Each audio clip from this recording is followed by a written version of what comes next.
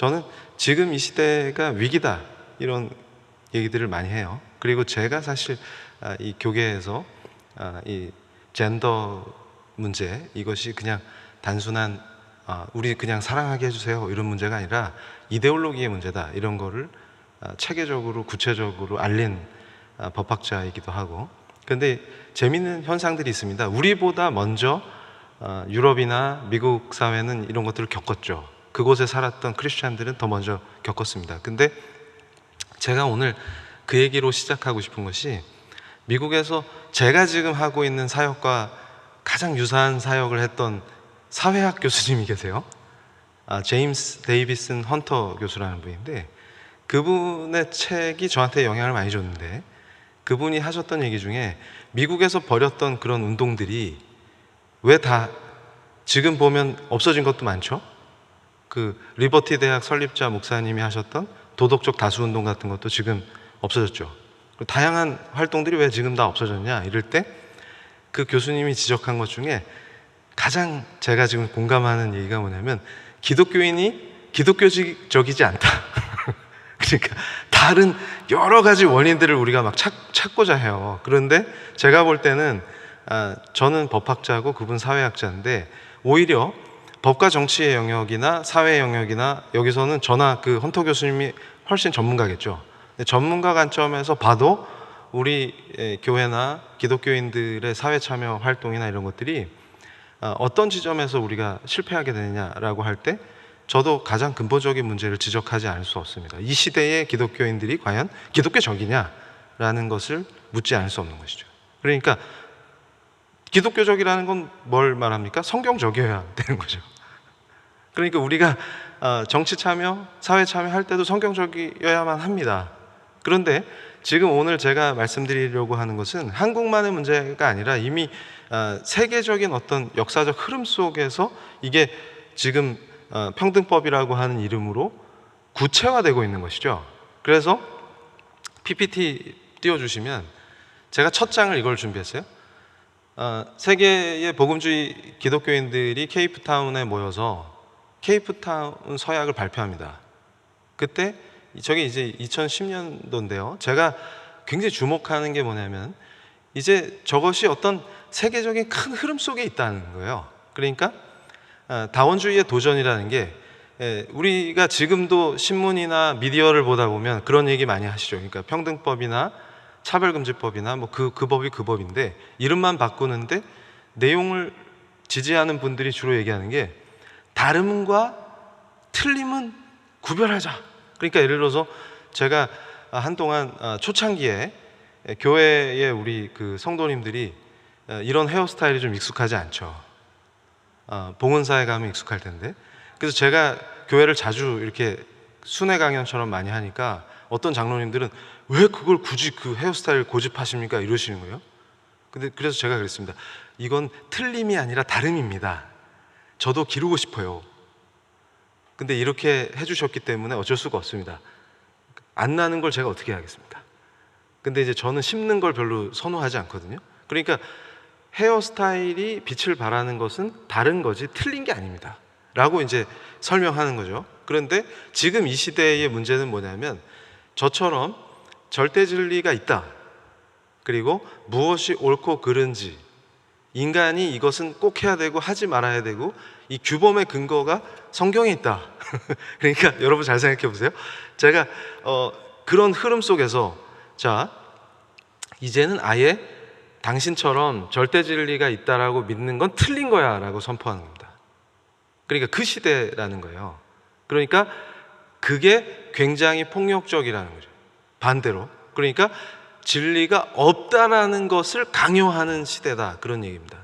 그래서 서구권의 크리스찬들은 그걸 직접 겪었기 때문에 저 케이프타운 서약의 내용에 그게 핵심적인 것들이 들어가고, 거기에 따라서 우리가 어떻게 행동할 것이냐라고 하는 그 행동 강령을 얘기하게 되는 것이죠. 그런데 잘 보시면, 제가 저 케이프타운 서약을 좋아하는 게, 저 행동 강령에 폭력적으로 대응하라 이런 게 없어요. 그러니까 우리의 행동 요청조차도 그리스도인 다워야 된다는 것이죠. 근데 그걸 자꾸 우리가 잊습니다. 그러니까 저는 이 시대의 교회의 위기나 비참함은 어디서 오냐면 정권이나 특정 정파의 문제로 보지 않습니다. 여러분 잘 보세요. 교회에 단속하러 온 공무원한테 사이다 발언이다 이래가지고 강경한 발언 쏟아놓고, 그러니까 그분은 지금 자기 일을 할 뿐이잖아요. 근데 찾아온 공무원한테 저는 그게 답답했어요. 뭐냐면 여러분 잘 생각해 보세요. 진정한 예배란 무엇입니까? 그 공무원이 우리한테 갑자기 질문을 했다고 가정했을 때 자신 있게 답변하실 수 있어요? 그러니까 지금 예배를 목숨처럼 여긴다, 그 예배를 지키자라는 말은 자주 들리는데 무엇이 진정한 예배인지를 우리가 설명할 수 있습니까? 안 믿는 사람한테 우리는 그 예배가 왜 중요하고 우리한테는 왜 생명과 같은지, 그리고 그 예배의 본질은 무엇인지 설명할 수 있습니까? 그러니까 이 비참함이 어디서 오냐는 걸 제가 묻는 겁니다. 분노하시기 전에. 그러니까 교회를 단속하겠다고 찾아온 공무원한테 진정한 예배가 뭐죠? 당신 크리스찬이면 나한테 좀 설명 좀 해보세요 할 때 욕설밖에 생각이 안 난다면 그 비참함이 가장 큰 문제라는 것을 제가 말씀드리고 싶은 거예요. 그러니까 제가 이 자리에서 분명히 말씀드리고 싶은 것은 예배가 무엇인지 모르는 사람은 예배의 자유를 지킬 수가 없습니다. 자유민주주의가 무엇인지 모르고 그 가치가 무엇인지 모르는 사람은 자유민주주의를 지킬 수가 없어요. 이 시대의 가장 큰 문제는 잘못된 사상에 빠진 정치인들도 아니고 그걸 관철시키려고 하는 정치가들과 그들이 만든 정파도 아닙니다. 제가 볼 때 우리의 위기는 어디서 오냐? 바로 그거예요. 그래서 제가 과거에 아시는 분들은 아시겠지만 이재철 목사님께서 예배에 대해서 유튜브에 나오셔갖고 예루살렘이냐 그리심산이냐 그런 거 얘기하는 게 의미가 없다 이러시면서 예배의 참 의미 이런 거 얘기하시면서 온라인 예배에 포커스를 맞춰서 얘기하셔서 제가 그것도 비판했다가 엄청 또 시달렸는데, 그때 제가 했던 얘기는 오해하는 분들이 많으시더라고요. 결국 온라인이라는 것도 장소의 문제일 뿐이다. 그러니까 지금 그리심산이냐 예루살렘이냐 어디서 예배 드려야 됩니까? 라고 하는 것이 예배의 문제는 장소의 문제가 아니라는 것을 예수님께서 말씀하신 거잖아요. 참 예배가 무엇이냐, 진정한 예배가 무엇이냐, 그 본질을 말씀하신 건데 또 온라인이라는 거에 집착해버리면 온라인이냐 오프라인이냐 이것도 장소일 뿐이라는 거예요. 그 얘기를 했더니 이게 참 이해가 잘 안 되는 거죠. 그러니까 지금 이 순간도 제가 이 얘기를 하고 본격적으로 평등법 얘기를 할 텐데 여러분 생각해 보세요. 그러면 초기 교회는 어디서 예배를 드렸어요? 제가 요즘 어떤 분들이 막 강경한 대응만이 우리가 살 길이다 이런 분들이 하시는 얘기 듣고 제가 깜짝 놀랐는데 주기철 목사님의 순교나 다니엘 비유를 자꾸 드시더라고요. 그럼 다니엘은 어디서 예배를 드려요? 지금 우상숭배하는 나라에 포로로 잡혀와갖고 고위직까지 올라갔잖아요. 근데 기도하지 마라 그랬더니 창문 열고 기도했다고 우리도 그렇게 해야 된다. 그러면 다니엘은 어디서 예배 드렸을까요? 지금 잡혀온 나라에 성전이 있어요? 예배 안 드렸네 다니엘은. 초기 교회 성도들은 어디서 예배를 드려요? 기독교 공인되기 전까지 가정에서 드렸잖아요. 그러니까 저는 초기 교회라는 것도 어떤 이상적 모델로 제시할 수 없다고 생각하는데, 이 얘기하면 또 말이 길어지면 안 되니까, 그럼 초기 교회 성도들은 기독교 공인되기 전까지는 예배를 안 드렸네요? 맞습니까? 우리가 지금 뭐에 빠져 있나를 잘 생각해 보자는 얘기예요. 그런 관점에서, 똑같은 관점에서 우리가 평등법이니 차별금지법이니 하는 문제들을 이해할 수 있습니다. 세계적 흐름이 반기독교적인 흐름이 맞아요. 그리고 절대 진리를 믿는 사람들이 틀렸다라고 하는 것을 법과 정치로 강요하는 시대가 맞습니다. 그러면 그 흐름에 우리가 어떻게 대응할 것이냐라고 하는 게 굉장히 중요해지는 거겠죠. 그러니까 결국 그 얘기는 평등법이라고 하는 법에 대해서도 우리가 어떻게 대응할 것이냐라고 하는 게 중요해질 것입니다. 자, 다음 페이지 보여주세요. 그래서 제가 이 흐름을 자꾸 얘기해요. 뭐냐면 저 68혁명에 대해서도 교계에서 제가 제대로 체계적으로 설명한 첫 학자인 것 같은데, 저게 사실 우리 크리스찬들은 잘 몰랐던 얘기인데, 정치적인 흐름, 문화적인 흐름, 그러니까 문화는 사실 삶의 방식이기 때문에 문화를 바꾼다는 게 굉장히 중요한 의미를 갖습니다. 우리 삶의 방식을 바꾸는 거니까. 그래서 저는 삶의 문제, 심지어는 죽음을 인식하는 방식, 우리가 어떻게 살 것이냐 하는 모든 그 문화적 영역에서의 것들이 기독교인이라면 성경적이어야 된다. 이게 이제 제가 주장하는 것이죠. 그러니까 비즈니스를 하더라도 또 정치에 참여하더라도 경제 활동을 하더라도 이런 것들이 기독교인이라면 성경적이어야 한다라는 것이죠. 그런데 그 성경이 갖고 있는 권위, 그리고 우리가 지켜왔던 문화 속에서 기독교인들이 지켜왔던 옳고 그름의 판단 기준, 규범 근거라고 얘기를 하면 되겠죠. 그런 것들을 다 해체하는 시대에 돌입하는데, 그것이 정치적으로 또 법적으로 본격화된 시점이 소위 그걸 혁명적이라고 해서 혁명이라고 붙입니다. 그래서 68혁명이라는 말 쓰는데, 68혁명의 특징은 체제를 바꾸는 혁명이 아니고, 정치 체제만 바꾸는 혁명이 아니고 인간을 바꾸겠다는 거예요. 그래서 제가 연구하면서 가장 재밌어 했던 게, 제가 저쪽 사상의 전문가이기 때문에 그러니까 제가 예수 믿고 인간이 바뀌었지 않습니까? 귀염둥이로. 과거에는 제가 깜짝 놀랐던 게, 어떤 언론사에서 옛날 제 모습, 그땐 모바일도 풍성했는데 그 사진을 찾아서 누가 보도를 해서 제가 깜짝 놀랐어요. 저도 그 사진 안 가지고 있는데 그러니까 예수 믿기 전에 제 표정하고 지금 보니까 인간이 정말 바뀌네. 근데 이게 새로운 피조물이 되지 않습니까? 근데 저분들도 새로운 피조물이 돼야 혁명이 승리한다라고 말씀하시는 거예요. 근데 별로 성공적이지 않아요. 근데 복음은 저를 보면 아시겠지만 굉장히 성공적입니다. 그러니까 결국 인간들이 지상에서 나도 인간을 바꿔보겠다, 이걸 노력을 하는 거예요. 그걸 이제 혁명적으로 하자. 그래가지고 잘 생각해 보세요. 왜 남자하고 여자, 한 남자와 한 여자가 결합한 것만 신성한 결혼으로 봐야 합니까? 그리고 그 둘의 관계가 배타적으로 유지돼야 합니까? 근거가 어디 있어요? 근데 저는 굉장히 재미있는 게, 미국의 팀 켈러 목사님이 답이 되는 기독교, 제가 그 책을 너무 좋아하는 게, 왜냐하면 지금 우리가 굉장히 착각하고 있어요. 저한테 악플 다는 수많은 분들이 하는 얘기를 보고 제가 충격을 받는데, 하나님은 과학적이지 않아요. 그런 건 인본주의예요. 교수님은 인본주의에 빠져 있어요. 그러면 제가 거꾸로 여쭤보고 싶은 게, 그러면 하나님 관점에서 보는 건 어떤 거죠? 그러니까 무신론자들, 하나님이 존재하지 않는다라고 생각하는 분들은 절대 진리를 믿는 게 잘못됐다라고 얘기하고, 또 뭐라고 얘기하죠? 과학과 이성의 적이 기독교다, 이렇게 지적하죠. 그런데 팀 켈러 목사님은 저하고 이게 헤어스타일만 통하는 게 아니에요. 그래서 제가 놀라운 거는 미국에서 이렇게 얘기하면 우리 담임 목사님께 신뢰가 되는데, 주로 빛을 발하는 헤어스타일이 많더라. 신앙도 좋고 이런 분들이. 그런데 이제 점잖은 교회에서 제가 조심하겠습니다.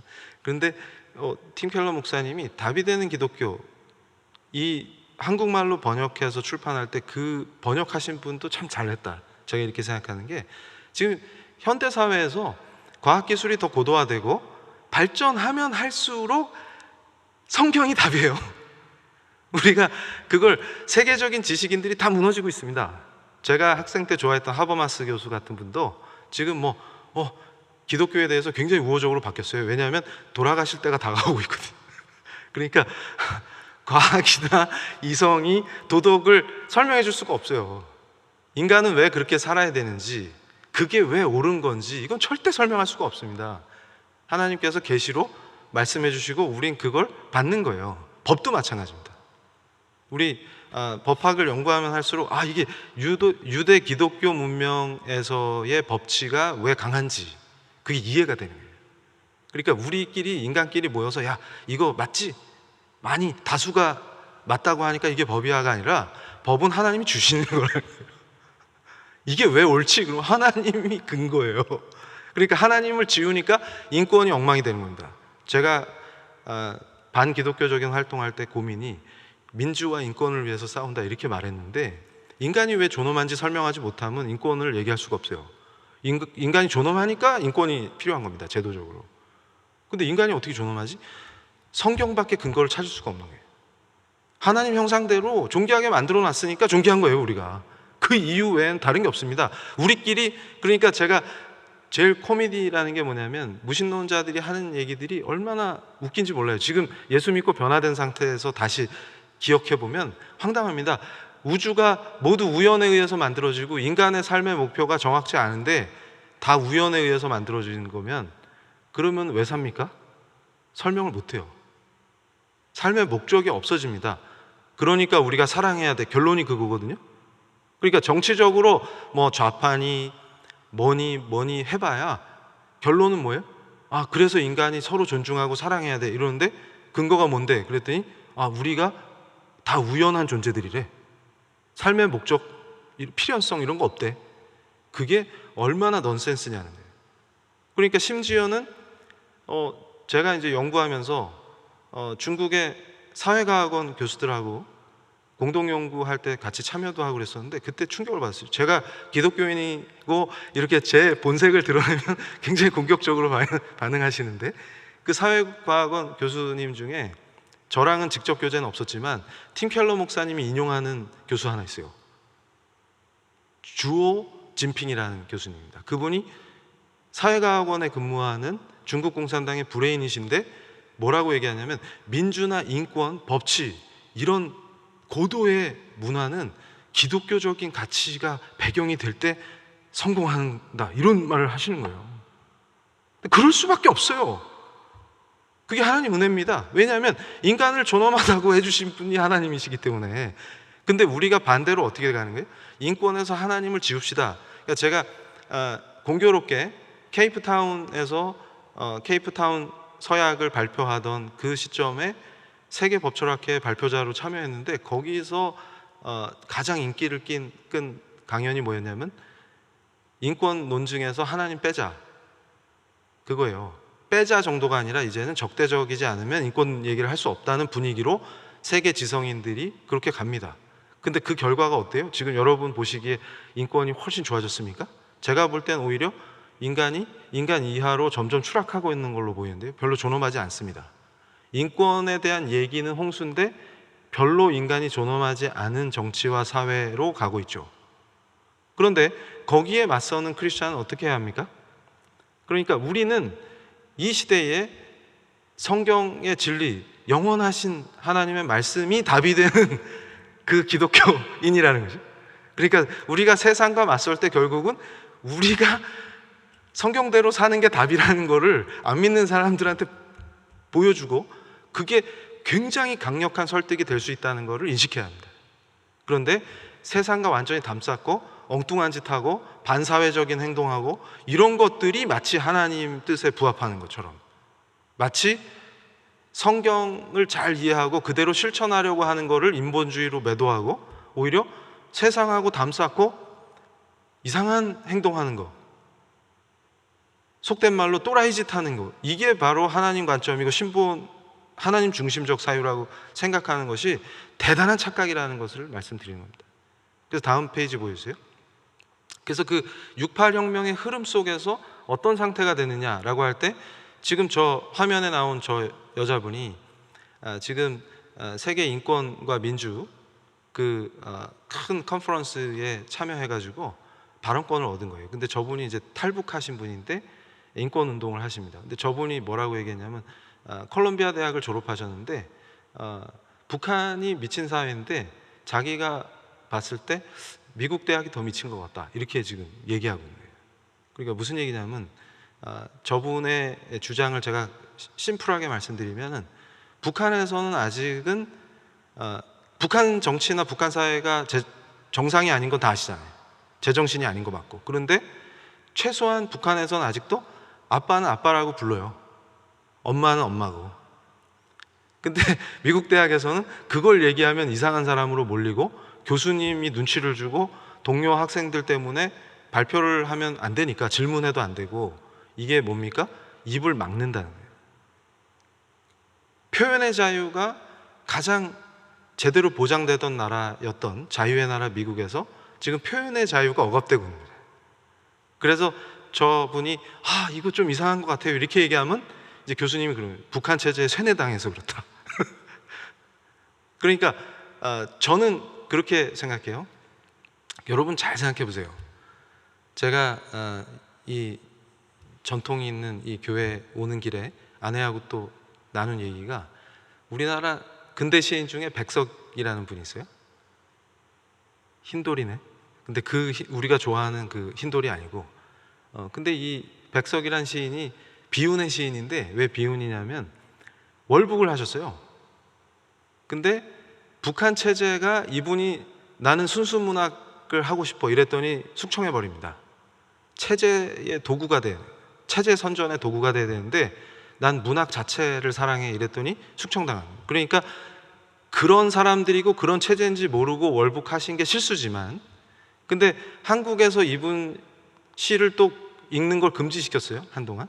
근데 여러분 잘 생각해 보세요. 이 대한민국이라는 체제의 우월성이 북한과 비교했을 때 어디에 있냐면 백석을 숙청하지 않기 때문입니다. 이렇게 얘기하면 이정훈 교수가 역시 빨갱이인 게 지금 드러나는 거야, 이렇게 얘기하실 분들이 계신데, 제발 그렇게 단순하게 생각하지 마십시오. 무슨 얘기냐면 월북해서 숙청당한 사람 시를 못 읽게 하는 거는 똑같은 짓이라는 뜻이에요. 그러니까 제가 이 비유를 왜 드냐면 진영 논리로 좌냐 우냐를 따지는데 그거 의미 없다는 얘기입니다. 더 우월한 관점에서 승리하는 것은 우리 예수님의 가르침. 그러니까 다시 말해서 예수님의 제자도를 우리가 실천하지 못하면 의미가 없다, 그 말이에요. 그럼 사회 참여나 정치 참여에서도 가장 강력한 힘은 어디서 나올까요? 우리가 예수님의 제자도를 실천하면 승리로 직행하는 거라고 보는 것이죠. 그래서 다음 페이지 보여주세요. 제가 그래서 지금 현재 한국에서 일어나는 별의별 희한한 일들을 봅니다. 그래서 저랑 그 헤어스타일 비슷한 분이 저기 사진에 나오셨는데, 그래서 제가 절대 한복을 안 입습니다. 전통 문화를 싫어하는 게 아니라 오해받을까 봐. 그런데 별로 안 웃기죠. 근데 제가 이제 재미있는 얘기를 하나 해드리면, 우리나라 초대형 서점에서 종교 분야에서 저분 책하고 제 책이 1위 경쟁을 막 벌인 적이 있어요. 그럴 때 그 서점 관계자분께서 근데 그 분야는 왜 헤어스타일이 항상 동일합니까? 이래서 제가 막 웃었는데, 근데 제가 몇 주 이겼어요, 저분을. 그런데 지금 이 시대에 벌어지고 있는 현상들 중에서 제가 가장 위험하게 느끼는 것 중에 하나가 뭐냐면, 여러분 잘 생각해 보세요. 자, 지금도 옥신각신하고 이게 좌냐 우냐 이렇게 따지는데 가장 중요한 문제는 제가 볼 때 한국 교회에서 신학 실종 상태라고 생각합니다. 그러니까 지금 우리가 이 제한당하는 상황 속에서 교회에 자유롭게 출입 못하고 이러는 게, 예배도 출석해서 못 드리고 하는 게 얼마나 가슴이 아파요. 그런데 여러분 잘 생각해 보세요. 이때가 무엇이 진정한 예배인지를 신학적으로 정립하고 우리 성도들이 그걸 기초로 다시 새롭게 되고 갱신되고 이럴 수 있는 아주 중요한 순간이라고 저는 생각하거든요. 초기 교회도 두 가지 위협에 시달렸죠. 하나는 이단의 창궐이고 또 하나는 정치적 박해입니다. 근데 중요한 것은 이 두 개에 맞서서 우리가 제대로 우리 복음을 설명하려고 노력하다 보니까 위대한 교회의 역사가 발전하게 되고 신학이 체계화된 거 아닙니까? 그리고 안 믿는 사람들의 오해를 불식시키기 위해서 열심히 제대로 설명하려고 노력하다 보니까 어떤 일이 벌어졌어요? 체계화되면서 정통교회가 지켜지는 겁니다. 거꾸로 이단들로부터 방어가 되고 또 믿지 않는 사람들의 오해를 불식시키면서 교회가 발전할 수 있는 계기가 되는 것이죠. 그러니까 저는 항상 어떤 위기나 핍박이나 이런 것들을 부정적으로만 볼 필요가 없다라고 생각하는 거예요. 그러니까 결국은 이 법의 위협, 정치의 위협 이런 것도 우리가 슬기롭게 그리스도인답게 개혁되고 갱신되는 그 과정 속에서 승리를 맛볼 수 있다라고 생각하는 겁니다. 심지어는 저 법이 통과될지라도 우리는 좌절하거나 절망할 필요가 없는 거예요. 그런 통과되면 통과된 상황에서 우리가 그것과 또 어떻게 대응할 것이냐라고 하는 과제가 있는 것이죠. 근데 그런 과정들이 저는 분명히 우리가 더 개혁되고, 개혁된 교회는 계속 개혁되는 거잖아요. 더 갱신되고 더 그리스도인다워지고 더 강력해지는, 그래서 저는 희망을 갖는 게, 여러분 통계를 확인해 보십시오. 오늘 제가 통계는 안 가지고 왔는데 지금 교회가 무너졌다라고 얘기하는, 우리에게 선교사 보내준 나라들이 위기를 겪고 있다고는 하지만 제대로 된 신앙인들의 수는 늘고 있어요. 팀 켈러 목사님이 뭐라고 얘기하십니까? 오히려 세속주의가 위험에 빠졌다라고 얘기하잖아요. 그러니까 이 상태에서 더 고도화되고 지금 소위 더 신세대들 이들이 어떻게 우리 교회에 반응하고 복음에 반응할지는 우리가 여기서 예단할 수 없습니다. 그래서 다음 페이지 보여주세요. 제가 지금 제일 걱정하는 것 중에 하나가 자유의 위축 상황이에요. 우리가 굉장히 착각하는 것 중에 하나가 뭐냐면 정치를 인식하는 그리스도인의 방식입니다. 아까 우리 담임 목사님께서도 깊이 있게 말씀을 설명해 주셨는데 우리 굉장히 착각하는 게 있어요. 그러니까 제가 미국 헌법의 역사와 미국의 건국 이런 거 강연을 했더니 이걸 또 잘못 알아들어가지고 뭐 덕실한 크리스찬들이 나라를 세웠다는 식으로 오해하는데 그렇지 않습니다. 그러니까 독립선언서에 미국 독립선언서에 사인하신 분들 중에 장로교 목사님은 존 위더스푼 목사님 한 분밖에 없었어요. 그런데 왜 독실한 크리스찬들은 독실하지 않은 사람들, 이신론자들과 연합했을까요? 그것은 우리가 종교의 자유를 확보하기 위한 연대입니다. 그러니까 지금도 아마 제가 저 법을 막거나 우리 예배 자유를 확대하고 지켜내기 위해서는 연대가 필요하다 이런 얘기하면 못 알아들으십니다. 그게 무슨 말인지. 그러니까 무슨 얘기냐면 우리는 현대사회에서 우리가 갖고 있는 신앙의 내용을 안 믿는 사람에게 강요할 수 없어요. 그런데 우리가 말씀을 자유롭게 선포하고 복음을 전도하고 할 수 있는 그 자유를 확보할 때 그분들도 자기 주장을 할 것이요 우리도 말씀 선포를 통해서 진리를 선포할 때 반드시 우리가 이긴다는 믿음이 있는 거예요. 진리는 승리할 수밖에 없기 때문에. 그러니까 어떤 분들이 또 댓글에 막 저한테 예배가 소멸될까 봐 그러는 거예요. 교수님 한가하게 그러지 마세요. 전 한가하지 않습니다. 무지하게 바쁜 사람이에요. 그런데 예배가 소멸될 걱정을 1도 하지 않습니다. 지구상에 어떤 상황이 찾아와도 예배가 소멸될 일은 없습니다. 그건 있을 수도. 북한에서도 예배를 하잖아요. 그러니까 지금 강경투쟁 하자는 분들이 볼 때는 북한에서 하는 예배는 예배가 아닌가 봐요. 저도 중국 출장 가면은 근처에 예배당 못 찾아갖고 저 혼자 교회 클릭해가지고 기도하고 예배 드린 적 있는데 출장길에는. 그럼 저도 예배를 안 드린 거네? 이러면 또 그러겠지. 이정훈 교수 온라인 예배 옹호자. 그 얘기가 아니다. 그러면 그 얘기가 지금 우리가 정신을 차려 자유의 위축 상황이라고 하는 것을 우리가 분명히 봐야 됩니다. 그러니까 무슨 얘기냐면 제가 가장 이 평등법의 독이 뭐냐 그랬을 때 자유가 위축된다는 겁니다. 그러니까 보세요. 자, 첫 번째로 대학의 자율성이 침해됩니다. 대학에서 교수로서 무슨 내용을 가르칠지 간섭을 받게 된다거나 제가 강단에서 했던 얘기들이 통제를 받게 된다거나 이게 최악으로 가는 거예요. 그러니까 대학의 자율성은 헌법사항이기 때문에 저걸 함부로 법률로 침해하면 안 됩니다. 그리고 제가 얘기하는 건 뭐냐면 신학대학원이나 신학대학원 그리고 기독교 대학들 이런 대학들에서 한동대 사태나 장신대 사태들이 있었죠. 그럴 때 한동대 사태 같은 거는 가장 치명적이었던 게 폴리아모리가 다자성애거든요. 그러니까 한 남자와 한 여자의 아름다운 가정 이런 게 아니라 여럿이 같이 살면서 다자성애입니다. 이런 것들이 기독교 대학에서 얘기되면 안 돼요. 마치 그게 인권인 것처럼 얘기하면 안 됩니다. 그래서 총장님과 보직 교수님들이 그걸 제재하고 징계했을 때 소송을 통해서 싸울 수가 있는 거죠. 근데 이미 소송을 통해서 싸웠어요. 근데 이런 법이 통과되면 싸울 수 있는 수단 하나가 더 생긴다 이렇게 생각하면 됩니다. 그럼 학교나 건화기념이나 우리 기독교 정신으로 학생들을 키우고 싶어서 설립했던 것들이 무색해지겠죠. 이렇게 되는 거예요. 그런 것들이 위험해지는 겁니다. 그리고 예를 들어서 신학교의 교직원을 뽑거나 교원을 임명할 때도 신학적 관점에서 일부 예를 들어서 본인이 지금 성소수자라고 밝히신 분을 교수로 초빙하거나 교직원으로 받기 어렵다든지 혹은 이슬람교인을 무슬림을 신학대학의 교직원으로 뽑을 수 없다라든지 이런 것들에 대해서 제재가 가능해지는 것이죠.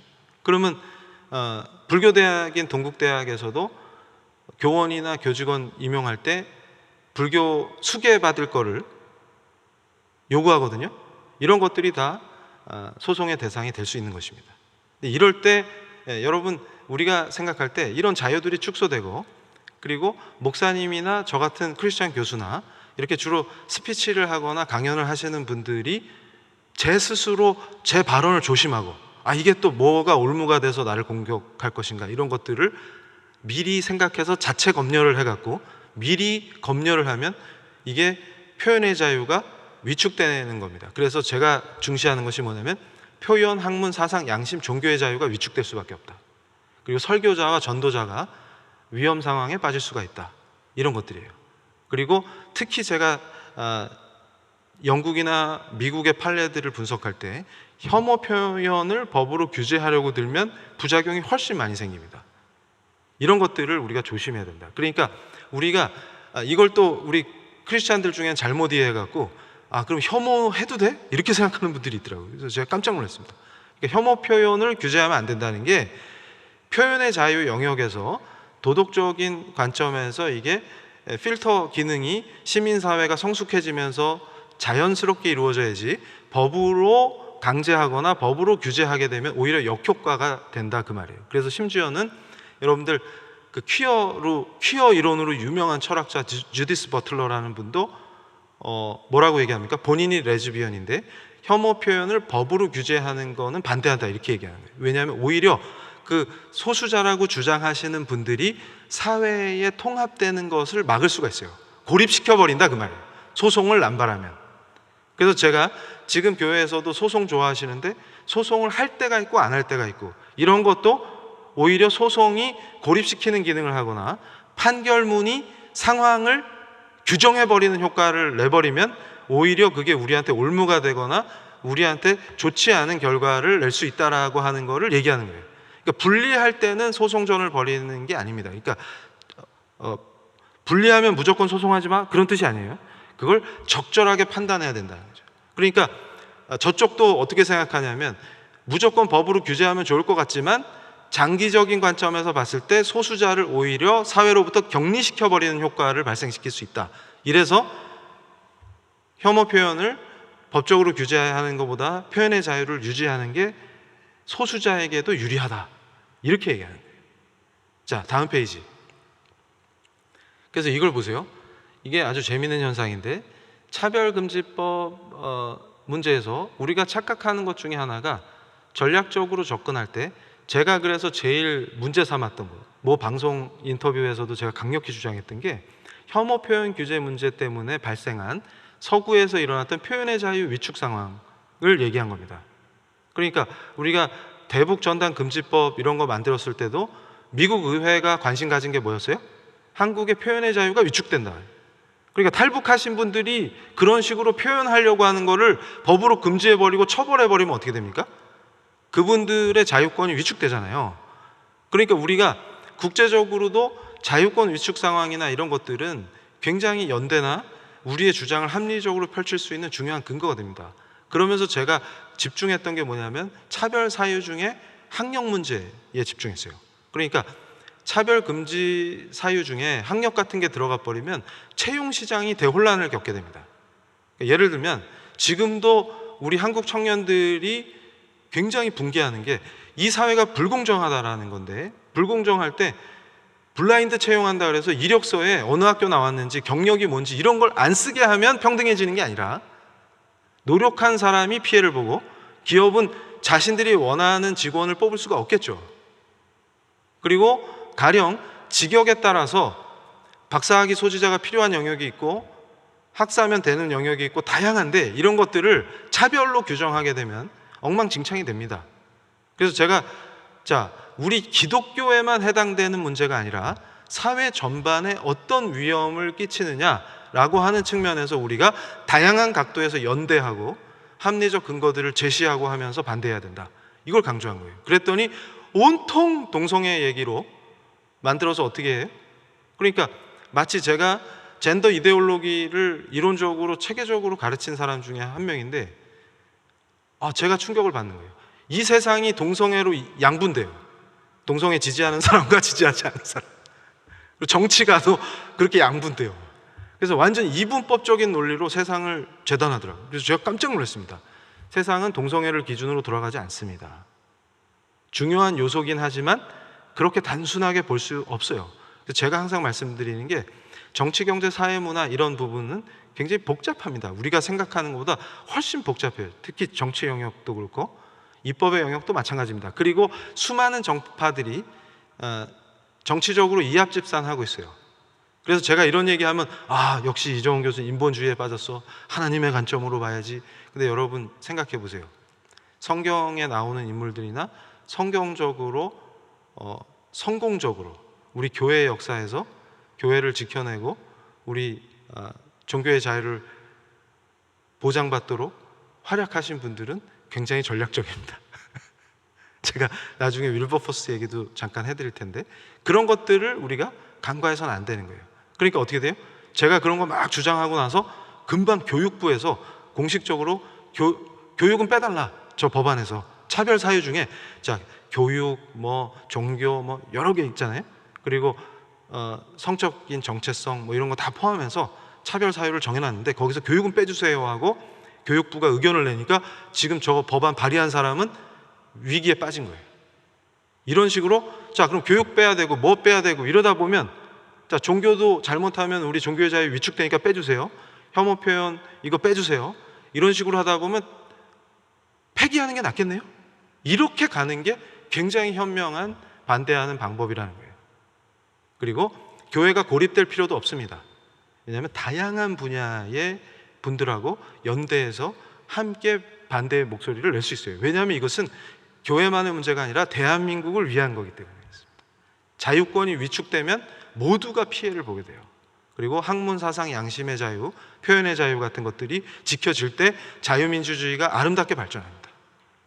그러니까 제가 아까 예를 들었던 리버티 대학의 설립자 제리 파일 목사님 예를 들면 그 목사님이 도덕적 다수 운동을 하니까 그 반대편 인사들이 볼 때 눈에 까신 거예요. 그래가지고 저질 그 도색 잡지에서 그 목사님이 마치 무슨 동성애랑 관련된 것 같이 그런 거를 실어버렸어요. 그러니까 성도님들이 화가 나겠어요, 안 나겠어요? 당연히 화가 나지.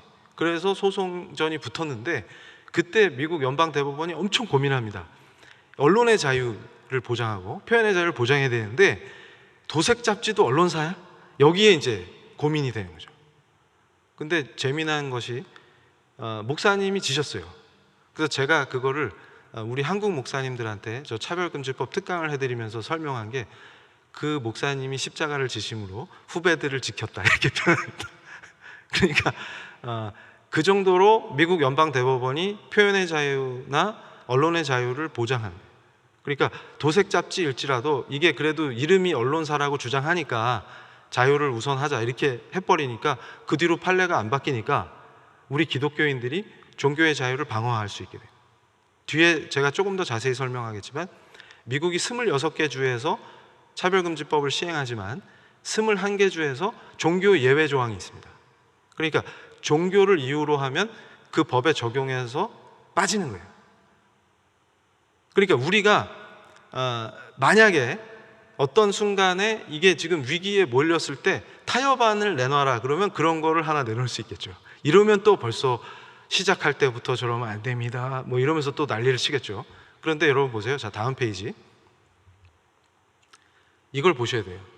우리가 지금 오해하는 것 중에 하나가 한국 사회에서 치명적으로 뭔가를 합리적으로 선호하는 것과 차별하는 것을 구별을 못합니다. 이게 굉장히 큰 문제예요. 그러니까 저는 우리 크리스찬들이 생각할 때 자 보세요. 교회에 근무하시는 분을 뽑을 때는 크리스찬을 뽑는 게 그게 맞는 얘기예요. 이게 차별이 아니라. 그러니까 신학대 직원을 뽑는데 무슬림을 뽑아놓으면 그분도 괴로운 거예요. 그러니까 저보고 이슬람 대학에서 근무하라 그러면 저는 굉장히 힘들 것 같아요. 힌두 대학에서 근무해라 그러면 정말 힘들 것 같아요. 그런데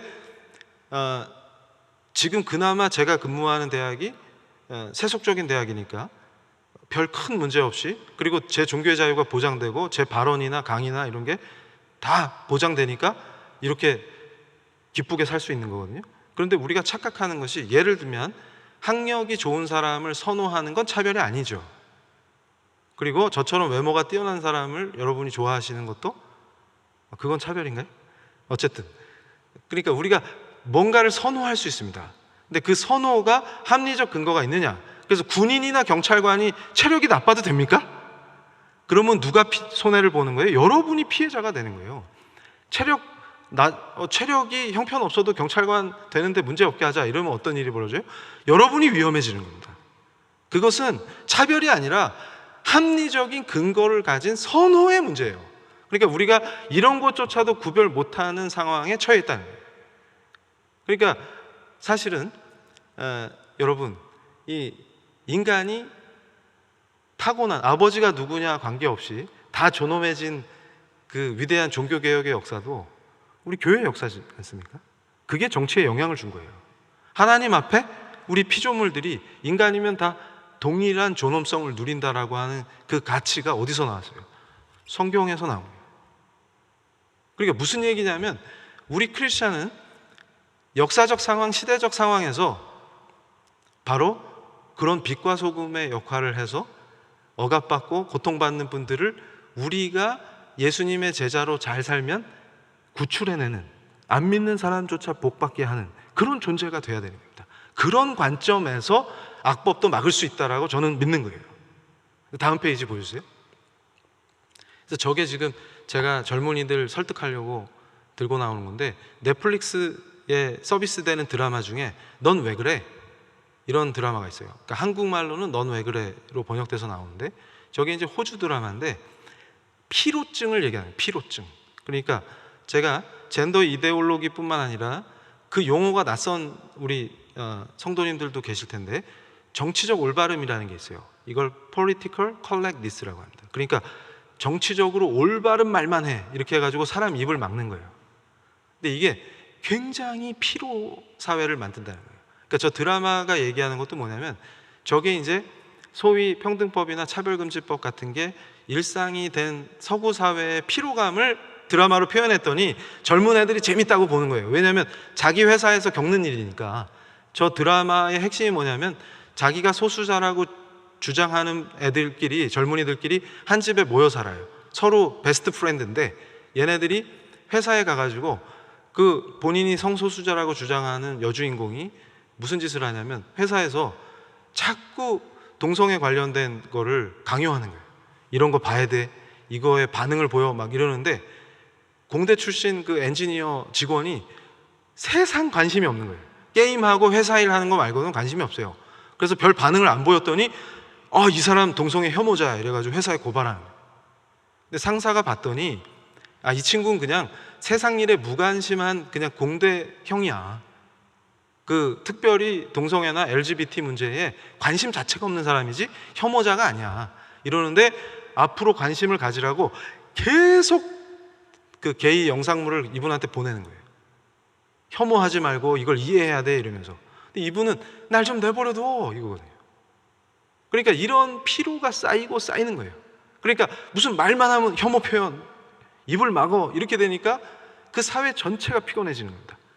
그러니까 제가 말씀드리고 싶은 것은 이미 서구권에서 저런 부작용들이 나오고 있는 것이죠. 그러니까 우리가 합리적으로 반대할 수 있는 근거들은 무궁무진하다. 그런데 여기서 점프해가지고 법안과 관계없는 것들을 우리가 자주 선포했기 때문에 가짜뉴스로 몰리고 혐오를 조장하는 혐오 세력으로 뒤집어 쓰는 상태를 항상 우리가 자초하는 경향이 있다는 겁니다. 여러분, 최근에도 국내 언론에도 막 알려졌죠. LA에서 우리 한인타운에 있는 목욕탕에서 여탕에 남자분이, 신체적으로는 남자예요. 이분을 남자분이라고 부르면 안 되겠죠? 왜냐하면 생각이 여성이기 때문에. 이분이 여탕에 들어오면 누가 피해를 봐요? 그러니까 제가 항상 강조하는 게 뭐냐면, 이 방향이 잘못되고 있는 것이, 이게 인권이 아니라 오히려 여성들은 여탕에 갈 때 그 안에서 본인이 보호받기를 원하죠. 그리고 당연히 보호돼야 된다라고 생각하고 가는 겁니다. 근데 이럴 때 결국은 여성의 권리가 침해되는 거예요. 그러니까 자기가 옳다라고 믿는 그 정치 이데올로기를 실현하기 위해서 누군가의 권리를 침해하는 방식으로 법이 만들어지면 안 된다는 얘기입니다. 이런 것들을 우리가 굉장히 합리적으로 방어해낼 수 있어요. 그리고 다른 교회 밖에 안 믿는 우리 국민들을 충분히 설득해낼 수 있습니다. 그러니까 우리가 뭐에 조심해야 돼요? 설득을 잘 못하는 것들을 우리가 왜 그런 일이 벌어지는지, 왜 우리만의 언어로 얘기하는지, 그리고 일방적으로 얘기하는지, 듣는지 안 듣는지 관심이 없는지. 그래서 제가 한동안 그 광화문 현상에 대해서도 강력하게 비판했던 게 뭡니까? 섬이 되면 안 돼요. 섬이 되면 소음으로 들리면 안 됩니다.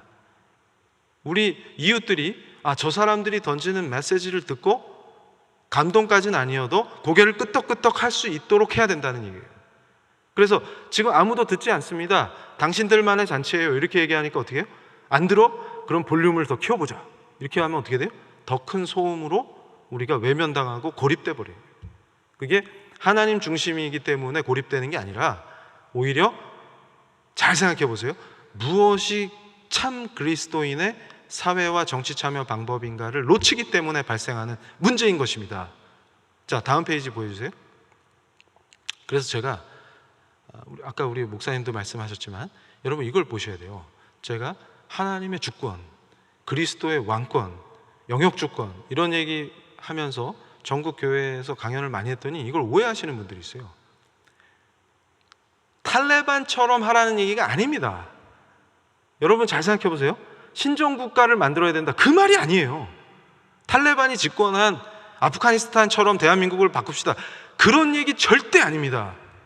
그리고 그 유대교 경건주의자들 하는 것처럼 완전 철저한 율법으로 공동체를 바꾸자, 그건 우리 예수님이 가르치시는 제자도랑 아무 관계가 없는 거예요. 그리고 세속국가를 신정국가로 바꾸는 정치운동을 우리가 하는 게 아닙니다. 근데 이것조차도 구분을 못하는 거예요. 그래서 제가 얘기하는 거예요. 우리가 하나님의 절대주권 그리고 예수님의 왕권을 얘기하는 것은 저와 여러분의 관계된 문제예요. 그래서 어떤 분이 저한테 항의하시면서 교수님, 이 정부가 그리스도의 왕권을 인정합니까? 교수님이 맨날 강연할 때 얘기하시는 그 그리스도의 왕권을 인정합니까? 그래서 제가 황당해가지고 그걸 이 정부가 왜 인정해야 되죠? 안 믿는 사람들이 그리스도의 왕권을 왜 인정합니까? 그러니까 이것조차 우리가 구분을 못하는 거예요. 그러니까 우리가 확보할 수 있는 거는 헌법이 보장하는 자유예요. 그 안에서 우리가 예배의 자유를 누리고 종교의 자유를 누리고 또 표현의 자유를 누려서 복음을 선포하고 진리를 선포할 수 있는 권리를 지켜내는 거예요. 그럴 때는 안 믿는 사람들과도 연대하고 그들을 설득할 수 있는 능력을 갖춰야 된다는 거예요. 그리고 우리가 주장하는 그리스도의 왕권은, 우리가 추구하는 영원한 하나님의 나라는 이 정부와 별 관계가 없다는 얘기입니다. 우리가 그러면 또 이렇게 생각해요. 그러면 완전히 다 산속으로 들어가. 산속으로. 그거는 우리 개혁교회가 추구하는 삶의 방식이 아니다 그 말이에요. 우리는 세상 속으로 들어가서 빛과 소금이 되는 거예요. 저처럼 빛을 발하고 어두운 데 초대하시면 좋습니다. 그리고 우리가 짠맛을 내서 부패한 걸 막고, 그러니까 세상의 빛과 소금이 되라고 말씀하셨지 세상을 떠나라 이렇게 말씀하지 않았다는 얘기예요. 다음 페이지 보여주세요. 그래서 전략적인 포인트에서 우리가 조심해야 될 거 하나, 그 다음에 긍정적인 방향에서 하나, 이렇게 설명해 드리면서 이 강의를 마칠게요. 잘 보세요. 자, 유리하든 불리하든 분별 없이 무조건 똑같은 반응을 보이는 게 뜨거운 열심의 크리스찬다운 행동이다 라고 생각하기 때문에 지는 거예요. 그러니까 국민일보의 기고 글은 제가 쓴 건데, 종교사상 양심 학문의 자유를 위축시키고 침해할 수 있는 법이기 때문에 우리가 반대한다, 이렇게 제가 논리를 편 거예요. 그러면서 특히 우리 크리스찬에게는 종교의 자유가 무지하게 중요하죠. 그리고 이게 세트로 표현의 자유가 따라옵니다. 그런데 중요한 것이 말씀대로 가르치다 보면 저게 추구하는 방향하고 맞지 않기 때문에 위법해질 위험이 생기는 거예요.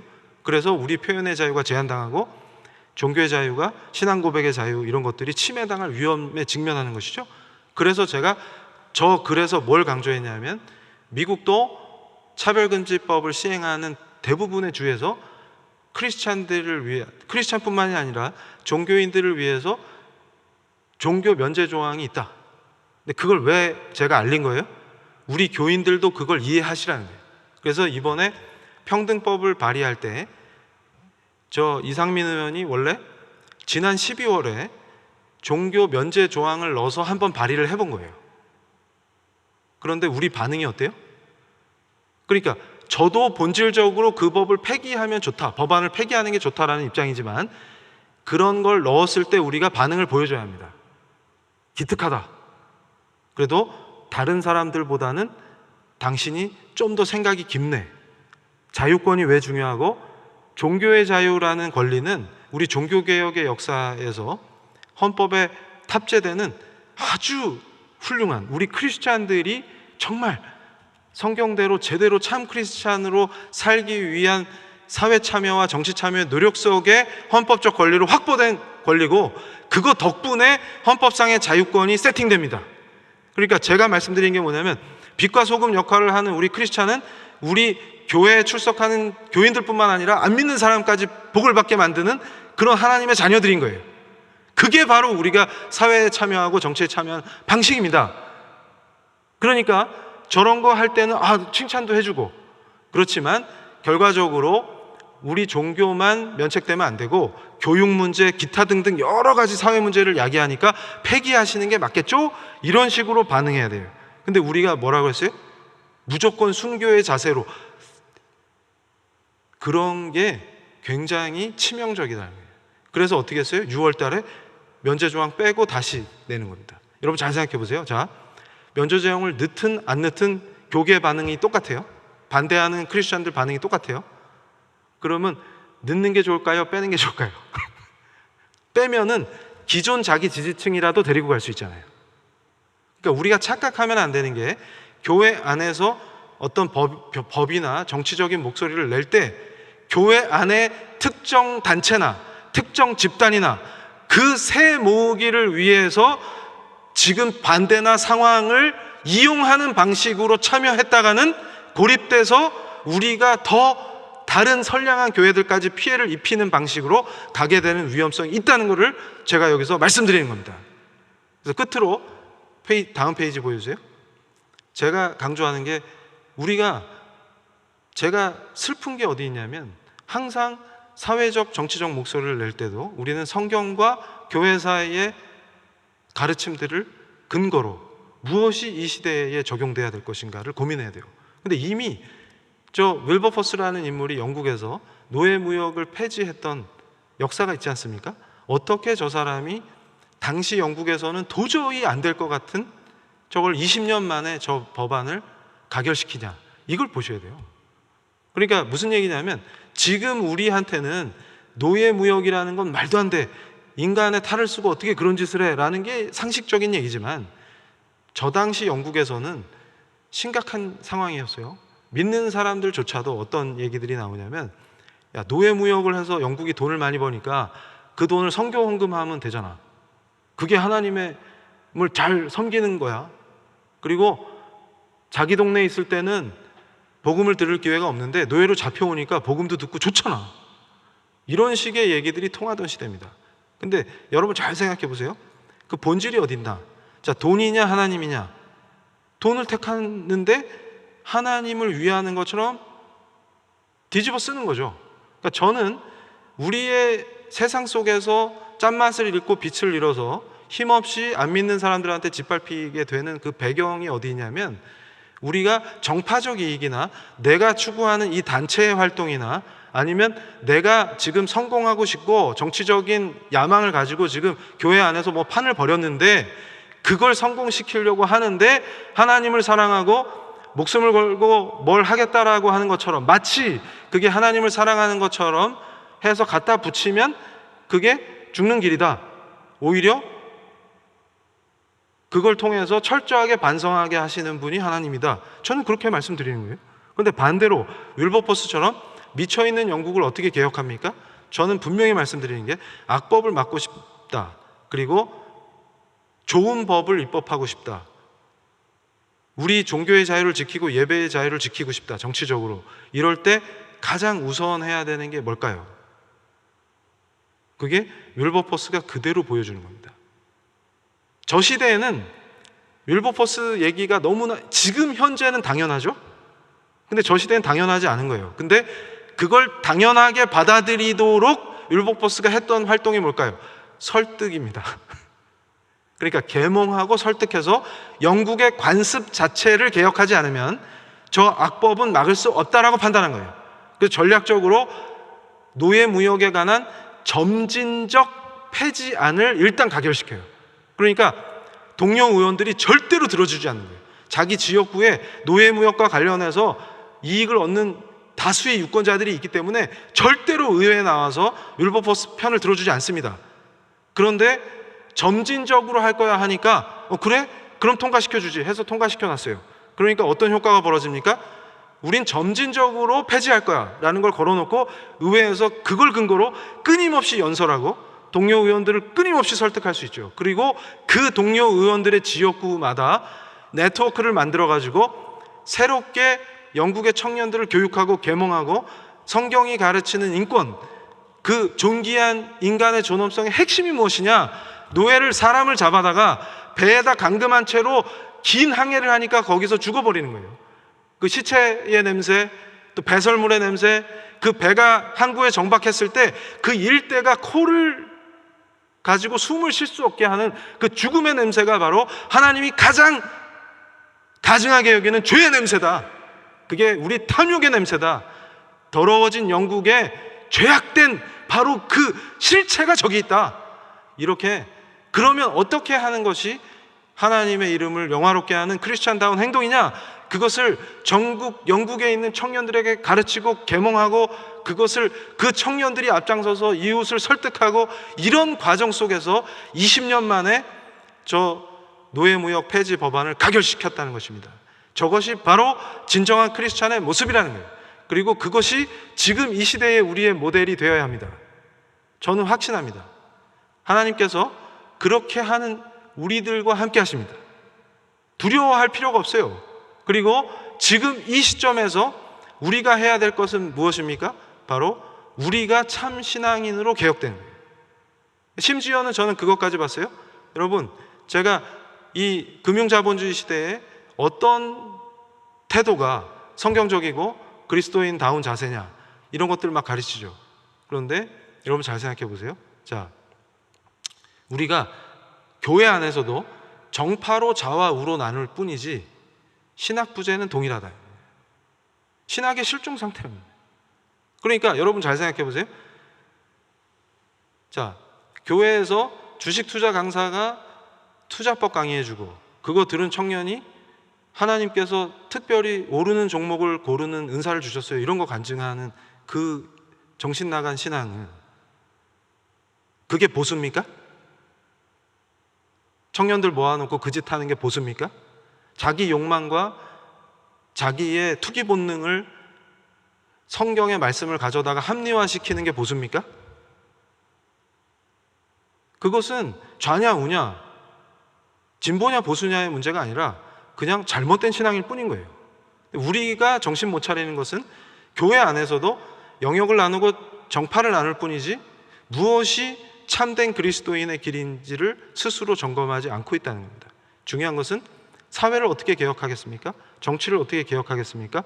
바로 성경이 가르치는 가치들, 이 규범의 근거가 되는 하나님의 말씀이 구석구석 문화적으로 침투돼서 그 문화를 어떻게 변화시키고 윌버포스가 했던 것처럼 잘못된 영국의 관습을 개혁하듯이 우리 대한민국의 관습을 개혁하겠습니까? 지금 여러분 잘 생각해 보세요. 조선에서 대한민국으로 우리가 어떻게 변화됐습니까? 복음의 전파, 우리 교회의 역할이 아니었으면 불가능했던 일이라는 거예요. 조선 사람을 어떻게 한국 사람으로 만듭니까? 그게 어떻게 가능합니까? 인간이 어떻게 변화됩니까? 그것이 가능했던 것은 바로 진리이신 하나님의 말씀을 통해서 변화된 인간들이 곳곳에서 우리와 같이 빛과 소금으로 살았기 때문에 변화될 수 있는 거예요. 그러면 사회를 어떻게 바꾸고 싶습니까? 기독교인은 어떻게 세상을 변화시킵니까? 바로 개혁된 성도가 사회를 개혁하고 정치를 개혁하는 것입니다. 그 말씀을 드리는 것입니다. 우리가 그것으로 철저히 무장해서 무엇이 우리를 기독교인답지 못하게 하는 것들을 해결하고 개혁된 우리가 참된 진리를 가지고 나아가서 우리 이웃을 설득하고 국민들을 설득할 때 반드시 우리 하나님께서 우리에게 승리를 맛보게 해주실 거라고 믿습니다. 감사합니다.